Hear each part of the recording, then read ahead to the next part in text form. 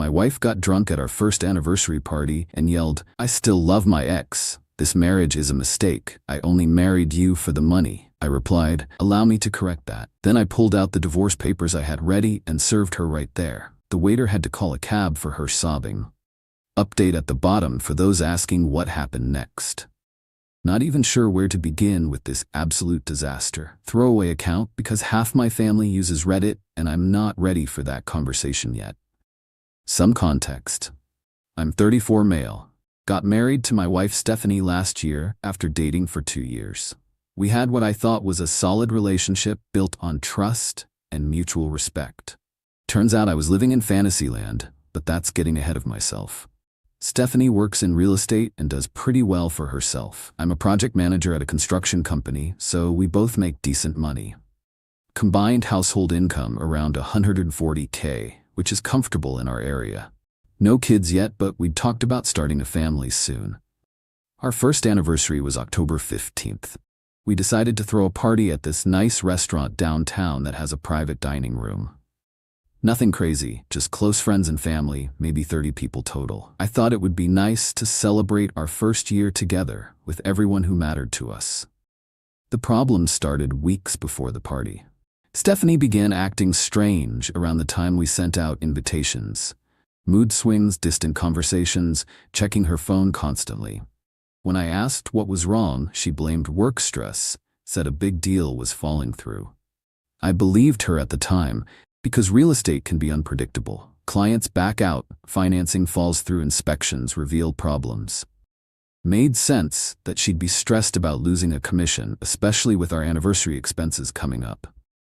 But the phone thing was weird. She used to leave her phone around. Now she took it everywhere, including the bathroom. Started getting texts at odd hours and would quickly delete them before I could see. When I mentioned it, she got defensive, said I was being paranoid. Looking back, all the signs were there. Late nights at the office that didn't match her usual schedule, new clothes and perfume she claimed were for client meetings. Coming home with stories about difficult buyers that didn't quite add up when she told them again. A month before the party, I found out what was really happening. Stephanie had left her laptop open while she was in the shower, and a Facebook message popped up from her ex-boyfriend Derek, who she dated for 3 years before we met. The message was pretty explicit about missing their physical relationship and wanting to meet up again. I scrolled up and saw months of conversations between them. Everything from complaining about our marriage to planning secret meetups when I was out of town for work. My stomach dropped reading through their chat history. She'd told him our marriage was a mistake, made in desperation after her father had financial problems. That she only married me because I had stable income and good credit to help her family through a rough patch. Derek lived 2 states away now, which explains some of the late nights. She'd been driving to meet him in hotels halfway between our cities. During my investigation, I also discovered Derek was married with kids, which made the whole situation even more disgusting. The work stress was actually relationship stress because she was torn between staying married for financial security and running away with her ex. I printed out screenshots of everything before she got out of the shower. Didn't confront her immediately because I needed time to process what I'd discovered. My entire marriage was apparently built on lies and financial convenience rather than love. That night, I moved money from our joint accounts into personal accounts she couldn't access. Changed passwords on shared credit cards and started documenting our assets.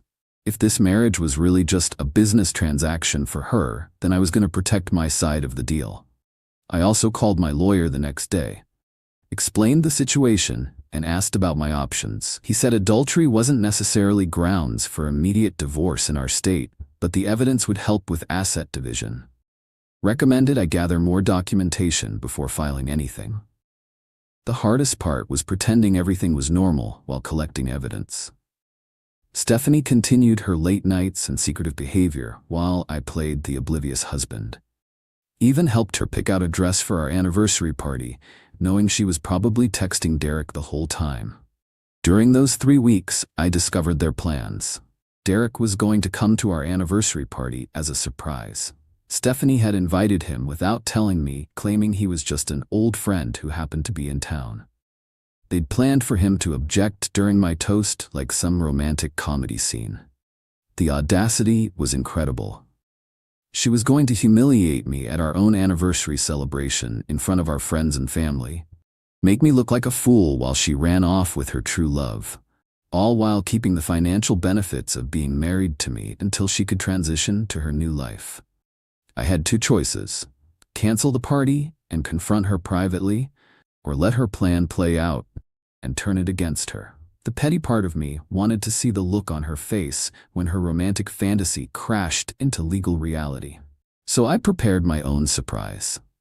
Had my lawyer draft divorce papers citing irreconcilable differences and adultery, gathered all the evidence of her affair and financial motivations, made copies of everything, including bank statements showing how she'd been spending our money on her secret trips. The week before the party, I hired a private investigator to document Derek's arrival and any public displays between them. Wanted ironclad proof of their relationship for the divorce proceedings. Also, hired a process server to be ready with divorce papers at a moment's notice. Anniversary day arrived and I was surprisingly calm. Months of planning had led to this moment, and I was ready for whatever happened. Stephanie was nervous, but I assumed it was because of her planned betrayal. She had no idea what was really coming. We got to the restaurant early to set up decorations and make sure everything was perfect. Stephanie kept checking her phone and asking what time people would start arriving. I knew she was really asking when Derek would show up, but played along with her nervousness. Guests started arriving around 6. Both sets of parents, my siblings, her siblings, and our closest friends. Everyone was happy and excited to celebrate our first year together. The irony wasn't lost on me that we were celebrating the end rather than the beginning. Dinner was scheduled for 7, followed by toasts and cake around 8:30. I'd planned my own toast for 9, which would give Derek time to arrive and Stephanie time to get comfortable. The timing had to be perfect for maximum impact. Derek showed up at 8:15, just as planned. Tall, dark hair, athletic build, everything Stephanie had described in her messages. He hung back near the entrance, scanning the room until Stephanie noticed him. The look of excitement on her face confirmed everything I needed to know. She excused herself to go to the bathroom, but I watched her intercept Derek near the bar. They hugged longer than appropriate for old friends, and I saw her slip something into his hand. Probably room tea for after the party when they planned to celebrate her freedom. When Stephanie returned, she was glowing with anticipation, kept glancing toward Derek, who was now mingling with other guests and pretending not to know her well. The performance was almost convincing, except I knew exactly what was happening. By 9 o'clock, everyone had finished eating and the mood was perfect for toasts. I stood up and tapped my wine glass to get attention. The room quieted down as 30 people turned to look at me expectantly. I started with the usual anniversary speech about finding your soulmate and building a life together. Thanked everyone for coming and supporting our marriage. Stephanie beamed at me from across the table, probably thinking I was setting up her grand romantic exit perfectly. Then I shifted gears. Talked about the importance of honesty in marriage and how secrets can destroy even the strongest relationships. How some people enter marriage for the wrong reasons, like financial security, rather than love. The room stayed quiet, but I noticed a few confused looks. That's when Stephanie started getting nervous. She could tell something was different about my tone, but couldn't figure out where I was going. Derek looked equally confused from his spot near the back of the room. I pulled out the printed Facebook messages and started reading selected quotes. Stephanie's exact words about marrying me for money and stability. Her complaints about our relationship and promises to Derek about leaving me. The room went dead silent as the implications became clear. Stephanie turned white and started shaking her head, trying to signal me to stop. But I kept reading, including her plans to have Derek show up at our anniversary party. Every eye in the room turned toward the back, where Derek was now trying to disappear. When I finished reading, I looked directly at my wife. You said this marriage was a mistake made for money. Allow me to correct that mistake right now. That's when I signaled to the process server I'd hired, who was waiting near the restaurant entrance. He approached our table and formally served Stephanie with divorce papers for adultery. "Stephanie Wilson, you're being served with divorce papers," he said, as our entire family watched in shock. The explosion was immediate and spectacular. Stephanie started screaming that I was insane and couldn't prove anything, that Derek was just an old friend, and I was humiliating her over nothing. But everyone had heard the Facebook messages and could see Derek trying to sneak out the back door. Her mother started crying, asking what was happening. My mother looked furious that someone had played her son for a fool. The other guests sat in stunned silence, watching our marriage implode in real time.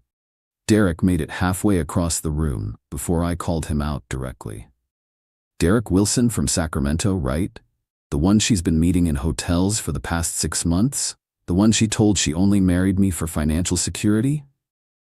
That stopped him cold. He turned around with this deer-in-headlights expression, confirming his identity to everyone in the room. Stephanie was sobbing now, begging me not to do this in front of everyone. But I was done being manipulated and humiliated. She'd planned to embarrass me at our own anniversary party so she could deal with the consequences of her actions. Fair is fair. The restaurant manager came over asking if everything was okay. I apologized for the disruption and explained there was a family emergency. Most of our guests understood and started gathering their things to leave. The party was obviously over. Stephanie was completely falling apart by this point, drunk on wine and emotions, sobbing about how sorry she was and how we could work things out, begged me not to throw away our marriage over a mistake. But cheating for 6 months isn't a mistake, it's a choice. Derek finally grew a spine and came over to help her. Started saying something about how they never meant for things to go this far. I told him he was welcome to her now that everyone knew the truth, that he could have the woman who married someone else for money while sleeping with him on the side. The waiter had to call a cab because neither of them was sober enough to drive. Stephanie kept crying and apologizing while Derek awkwardly held her up. They made quite a pair, standing on the sidewalk waiting for their ride to shame. I stayed behind to settle the bill and apologize to the staff, tipped extra for the drama and cleanup. The manager was understanding, said he'd seen everything from cheating spouses to custody battles over the years. Just another night in the restaurant business. My parents offered to come home with me, but I needed space to process everything. The house felt different, knowing Stephanie wouldn't be coming back. Emptier, but also cleaner somehow. Like a weight had been lifted. She tried calling and texting for days afterward. Long messages about how she'd made a terrible mistake and how Derek meant nothing compared to our marriage. How she'd been confused and scared about our future together. Standard cheater playbook stuff. I forwarded everything to my lawyer and blocked her number. Also changed the locks and alarm codes in case she tried coming back for her things. Her clothes and personal items went into storage until the divorce was finalized. She could collect them later with supervision. The divorce took about 8 months to finalize, but went smoothly since we had clear evidence of adultery. No kids or complex assets to divide, just splitting accounts and determining who kept what. The Facebook messages showed her motivations clearly, which helped with the settlement. Derek apparently dumped her 2 weeks after the party. Guess having an affair is more exciting than dealing with someone's messy divorce. Stephanie moved back in with her parents and started posting sad quotes on social media about betrayal and heartbreak. The irony was incredible. 8 months later, and I'm doing great. Bought a condo downtown closer to work. Started dating again and found someone who actually likes me for me rather than my credit score. Life is much simpler when you're not constantly being lied to and manipulated. Stephanie still reaches out occasionally through mutual friends, asking if we could talk or meet for closure, but there's nothing left to discuss. She showed me exactly who she was at our anniversary party, and I responded accordingly. Some bridges burn completely, and that's perfectly fine. The best part is knowing she lost everything for a guy who dumped her the moment things got real. Financial security, marriage, stable home, all gone for a fantasy relationship that lasted 2 weeks. Play stupid games, win stupid prizes. Update since people keep asking. Stephanie's real estate career took a hit after word spread through the local business community about her behavior. Apparently, she'd been meeting Derek during work hours, and clients started questioning her professionalism. Derek's wife found out about the affair and left him too. Both marriages ended, and Derek moved across the country to escape the mess he'd created. Stephanie works at a retail store now, living with her parents at 30 years old. Posts constantly on social media about learning to love herself and growing from past mistakes. But still asks mutual friends about my dating life, so she clearly hasn't moved on completely. I'm engaged to someone amazing who actually appreciates honesty and commitment. We're having a small wedding next spring, nothing fancy. Planning to elope might be safer given my track record with anniversary parties. Some people think I was harsh serving papers at our anniversary party. But she planned to humiliate me that same night in front of the same people. The only difference is my plan actually worked, and hers backfired spectacularly. Marriage should be about love and partnership, not financial convenience. When someone shows you their true priorities, believe them the first time. Don't wait around hoping they'll magically become better people. Best decision I ever made was preparing those divorce papers in advance. Sometimes you have to be ready to call someone's bluff when they think you're too weak to walk away. Trust your instincts and protect yourself from people who see you as a bank account with legs.